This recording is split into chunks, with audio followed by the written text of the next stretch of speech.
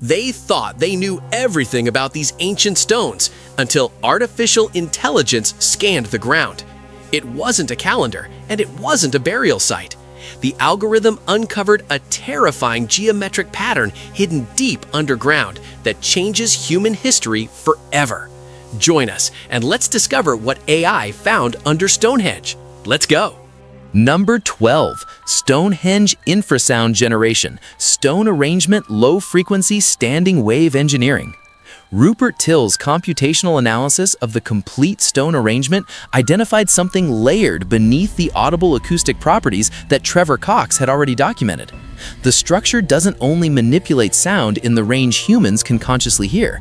The geometry of the complete stone circle generates standing wave patterns in the low frequency range, below 20 Hz, the infrasound territory where the body receives signals through tissue and bone rather than through the ears at all. Standing waves form when sound reflects between curved surfaces, and the reflected waves reinforce each other at specific frequencies determined by the physical dimensions of the space. In a circular enclosure approximately the diameter of the Stonehenge inner ring, the dominant resonant frequencies that emerge from standing wave generation fall within a narrow infrasound band. Till's analysis calculated that band for the complete original monument configuration. It sits between 17 and 20 Hz, directly inside the range that independent laboratory research at multiple institutions has confirmed produces the most reliable and intense psychological effects in human subjects: sourless dread, peripheral visual disturbances, full activation of the autonomic stress response, elevated suggestibility under authoritative suggestion. The precision of that correspondence is what Till described as the most disturbing finding of his entire research process. The effective infrasound frequency band, the range narrow enough to produce consistent psychological disruption in controlled subjects, covers only a few hertz of the full spectrum. Stonehenge's calculated standing wave resonance doesn't approximately overlap that range. It sits directly in the center of it.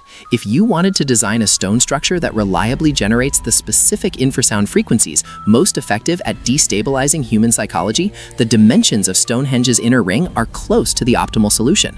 The probability of arriving at those dimensions accidentally is not something any serious researcher is willing to call coincidence anymore. And when you combine the infrasound with the echo cancellation, the ringing stones, and the astronomical authority of the alignments, what you have isn't a monument, it's a system. A complete, integrated machine for overwriting human consciousness. And the city that housed the workers who built it tells the final piece of the story. Number 11. Stonehenge Summer Solstice Heel Stone Sunrise. Astronomical precision confirmed evidence. Every year on the morning of the summer solstice, something happens at Stonehenge that has been happening for 5,000 years without interruption. The sun rises over the horizon at a specific azimuth, and its first light passes directly through the monument's northeastern entrance, over the top of the heel stone, and strikes the center of the inner circle with geometric precision. This alignment has been observed, documented, and confirmed by independent researchers for decades. It is not approximate. Modern surveying instruments confirm the solar azimuth aligns to within fractions of a degree of the original design intent. The heel stone stands approximately 65 meters from the center of the circle along the axis of the avenue, the ancient processional approach to the monument. Its specific position was not chosen for convenience or aesthetics. It was placed at a calculated distance and angle to function as a front sight in a solar targeting system of monument-scale proportions. The winter solstice alignment works in reverse, with the setting sun framing the main trilithon from the northeast entrance at sunset. Both alignments require the builders to have possessed precise knowledge of solar movement across the full annual cycle, including the ability to calculate exact azimuth positions for solstice events and translate those calculations into stone placement with spatial accuracy measurable in centimeters across distances of hundreds of meters. When archaeoastronomers discuss what makes Stonehenge genuinely unsettling compared to other ancient observatories, they don't stop at the alignments themselves. They stop at what the alignments imply about the knowledge base required to design them before a single stone was placed. You have to know the answer before you can build the instrument that measures it. These people knew.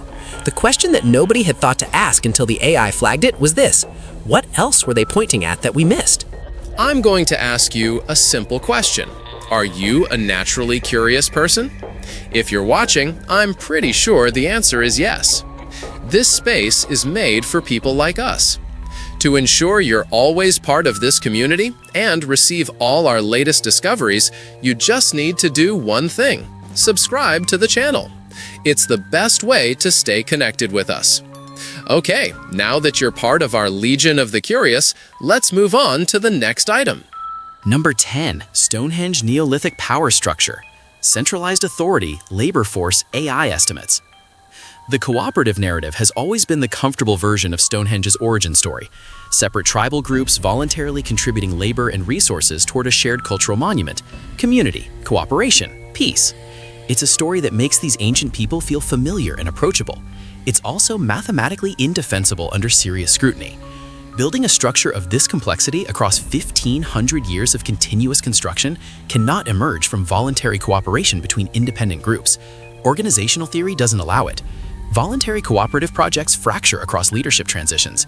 Design goals drift across generations. Communities with no binding central authority don't maintain consistent engineering specifications across 50 generational handoffs spanning a millennium and a half. Someone was in command, continuously, across every single generational transition for 1,500 years without deviation. The AI's labor force analysis estimated thousands of workers across multiple overlapping generations. People who were born into this project spent their entire productive lives serving it, died long before it was finished. Their children picked up the work without question. The stones from Wales weren't gifts between allies. The stone from Scotland wasn't a cooperative contribution from a friendly distant community. They were extracted from subordinate populations by a power structure with sufficient reach to demand tribute from groups 600 miles away and the authority to enforce compliance without negotiation. There are no mass graves from this period, no large-scale battlefield evidence, no defensive fortifications protecting the monument itself. Just perfect, silent, sustained organizational compliance spanning centuries. The kind of control that doesn't require armies because it has something more powerful, a machine that manufactures absolute belief on demand. And the most chilling implication of that machine isn't what it did to the people who entered it, it's how completely it still works on anyone who walks inside today. Number 9. Neolithic Britain Open Ocean Navigation, Animal Hide Boats, Atlantic Coast, Professor Kirkland. Professor Chris Kirkland's assessment of how the altar stone traveled from Scotland was direct and unambiguous. The geological evidence, he said, leaves no alternative explanation. It went by sea. And those 5 words carry implications that reach far beyond one stone's origin story. Open ocean navigation along Britain's Atlantic coastline in the Neolithic period required capabilities that mainstream archaeology has historically been deeply reluctant to attribute to these populations. No metal tools for boat construction, no compass, no charts, no instruments of any kind. Navigation achieved entirely through observed stellar positions, solar angles, tidal patterns, wind direction, and accumulated empirical maritime knowledge passed down through direct apprenticeship across generations. Vessels constructed from shaped timber frames covered in stretched waterproofed animal hides, a design similar in principle to the traditional Irish curragh, a type of boat that modern sailors have successfully used to cross the Atlantic in experimental voyages.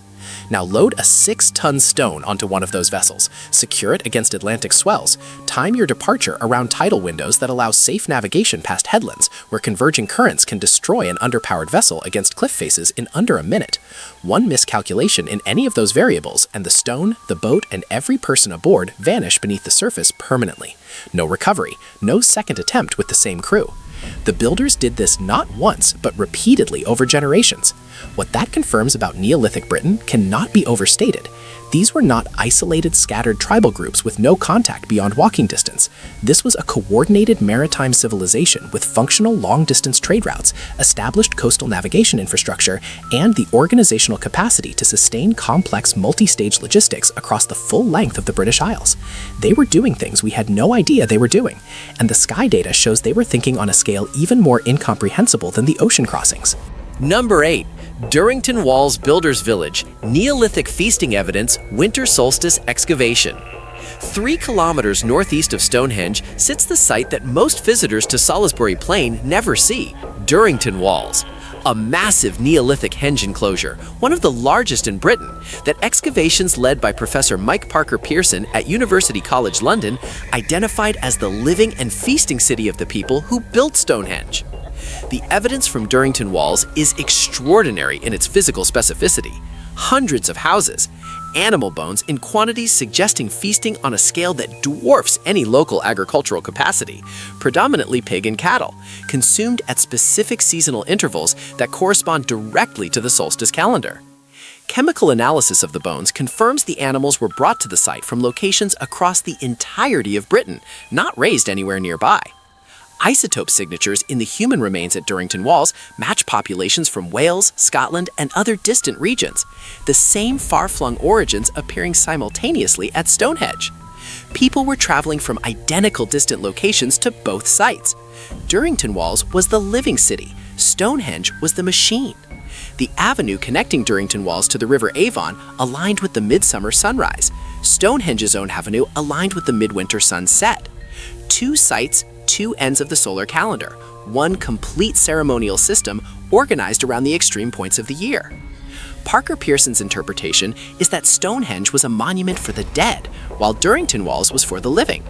The builders feasted at one end of the seasonal cycle and processed to the stone circle at the other.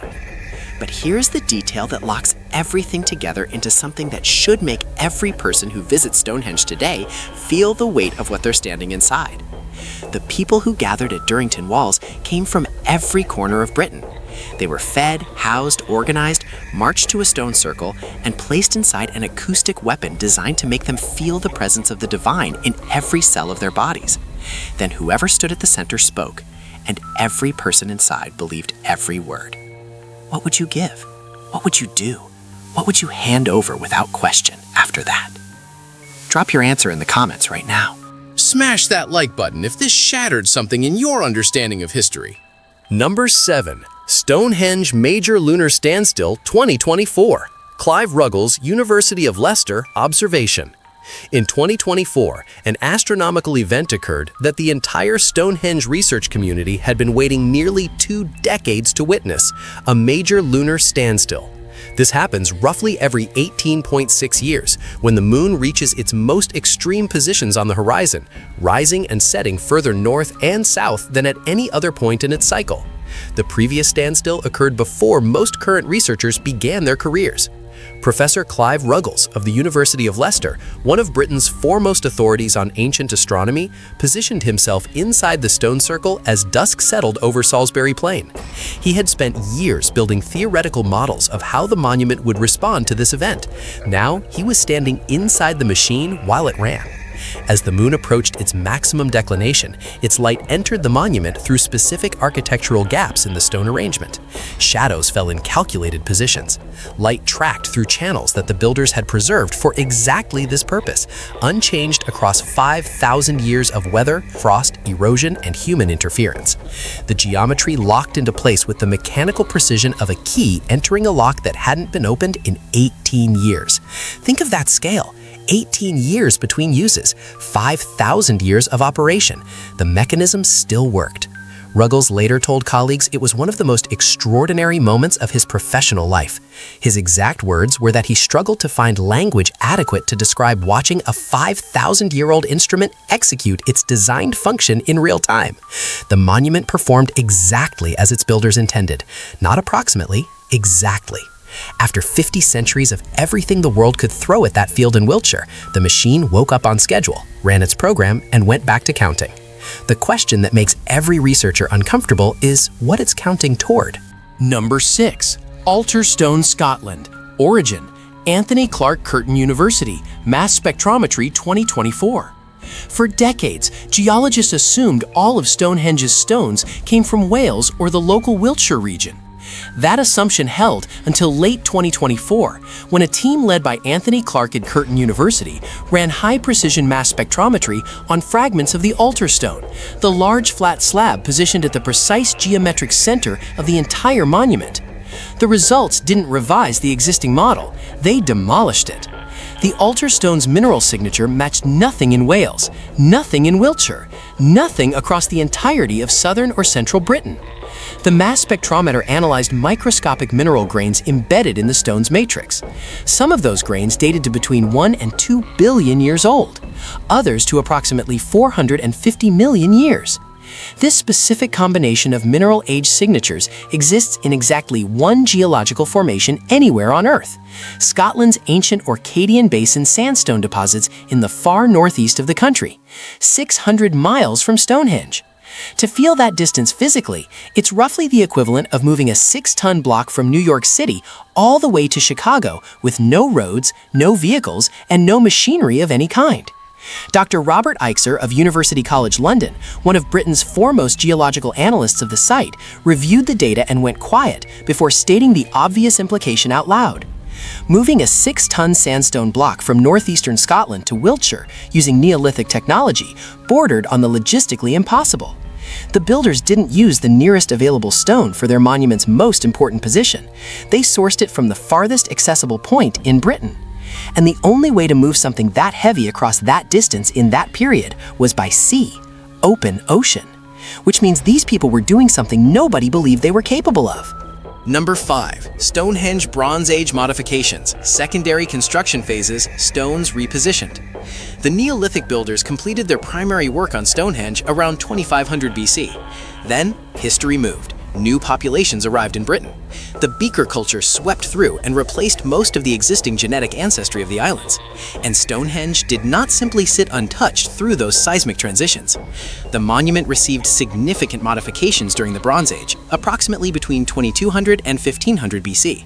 Alterations that archaeology has documented carefully, but that receive far less public attention than the original construction. These weren't casual additions. Some bluestones that had been erected in earlier configurations were deliberately removed and repositioned within the circle. New stone settings were introduced in phases that archaeologists have painstakingly separated through excavation. The Q and R holes, a double arc of sockets discovered through careful digging, show clear evidence of bluestones that were placed, removed, and the holes deliberately backfilled in packed earth. Someone was editing the design, working with an existing structure and adjusting its configuration according to specifications that the Bronze Age occupants either inherited directly from the original builders or independently derived from studying the structure's behavior. This is the detail that refuses to stay quiet. The Beaker people who genetically replaced the Neolithic builders didn't demolish what they found. They maintained it. They modified it with apparent understanding of the underlying design logic. They continued refining a machine built by people who shared none of their ancestry, none of their language, and quite possibly none of their cultural framework. Whatever Stonehenge was built to do, it was doing it well enough that an entirely different civilization chose to preserve and improve it rather than replace it. The knowledge of how it operated survived the extinction of the people who created it, and that means it was written somewhere more permanent than human memory. Number 4. Stonehenge healing site evidence, cremated remains skeletal analysis, disease pilgrimage. For most of its modern research history, Stonehenge was studied primarily as a ceremonial and astronomical site. The physical remains of the people associated with it received comparatively little systematic attention. When bioarchaeologists finally conducted detailed analysis of the human remains excavated from the Stonehenge site and its surrounding landscape, what they found reframed the monument's social function in a way nobody had fully anticipated. The skeletal remains show a pattern that repeats too consistently to be random. A significant proportion of the individuals buried at and around Stonehenge display evidence of serious illness, physical disability, and congenital conditions. Individuals who survived severe injuries that required long-term care, people with conditions that would have marked them as physically unusual in their communities. Then isotope analysis added the detail that changed the interpretation entirely. The chemical signatures derived from the food and water consumed during childhood bone formation, signatures that are geographically specific and impossible to fake, indicated that many of these individuals were not local. They came from Wales, from Scotland, from distant regions across Britain. They traveled to Stonehenge from hundreds of miles away, sick, injured, physically marked, and they came specifically here. The pattern is consistent with one explanation. Stonehenge functioned as a pilgrimage destination for people seeking healing, a place where the sick traveled from the far edges of Britain because something here was believed to cure what nothing else could. Whether the acoustic environment, the infrasound, and the psychological manipulation embedded in the stone arrangement played a deliberate role in whatever healing rituals were conducted inside the circle is a question researchers are now taking very seriously. A structure engineered to override human psychology and manufacture overwhelming states of belief would be extraordinarily effective at producing experiences that felt like miraculous healing. Whether it actually healed anyone is a different question. Whether the people running it knew the difference is an even darker one. Number 3. Axial precession 26,000-year cycle. Ancient monument future stellar alignment calculation. Earth's rotational axis doesn't point at a fixed position in space. It wobbles, slowly, continuously, tracing a circular drift that completes one full cycle approximately every 26,000 years. This motion is called axial precession. Its effects across long timescales are dramatic and mathematically precise. The North Star changes, constellations gradually shift position relative to any fixed point on Earth's surface.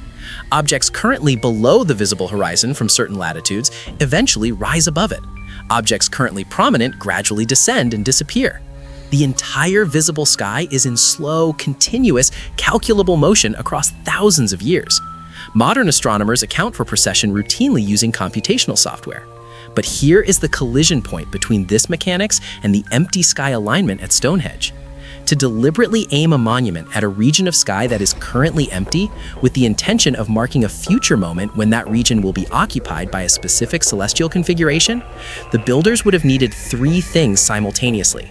They needed to know axial precession exists as a phenomenon. They needed to understand its mechanics precisely enough to calculate rates of change across thousands of years. And they needed to apply those calculations to determine where in the current sky to aim their structure to intercept an event that wouldn't occur until long after every person involved in the building was dust. This is not casual stargazing. This is predictive computational astronomy applied to a construction project.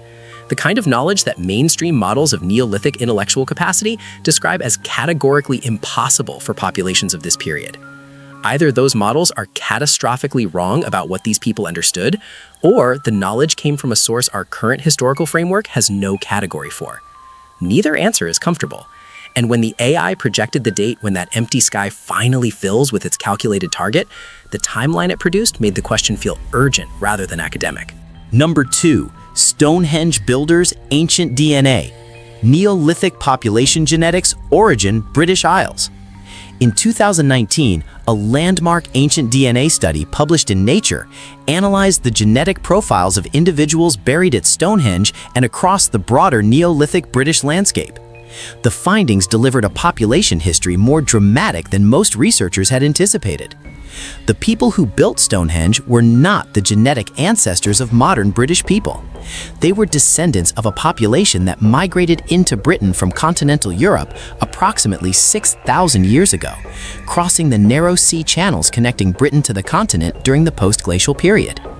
These Neolithic farmers carried a genetic profile characteristic of Anatolian agricultural populations, the people of what is now modern Turkey and the Eastern Mediterranean, who spread agriculture and their genetics westward across Europe over millennia. They replaced, largely or entirely, the hunter-gatherer populations who had occupied Britain since the ice retreated.